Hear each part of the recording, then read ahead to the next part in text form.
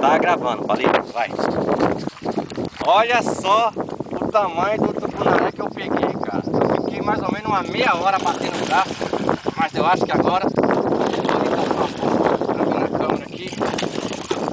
Eu acho que agora ele vai vir, Palito.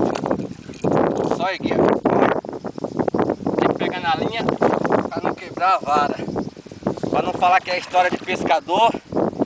Esse tucunaré é o maior peixe que eu já peguei até hoje, em toda a minha vida. É muito lindo, cara. Mas valeu a pena esperar meia hora mais ou menos até o vento parar de ventar, a chuva passar, para mim poder pegar. Olha que lindo. Muito bom. Mostra o lago, Palito. Aqui, mostra o lago. Aqui nesse lago aqui, ó, tem muito tucunaré bem maior que esse, tá? O negócio aqui para pegar hoje tá ruim por causa do vento. Fica de boa que eu não vou embora. Abre o saco, Palito. Ó, tá ruim para pegar por causa da chuva e do vento.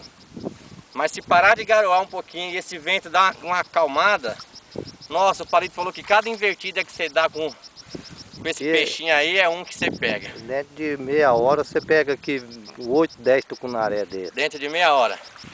É só parar o vento, Palito. Muito bonito. Deixa eu pegar ele.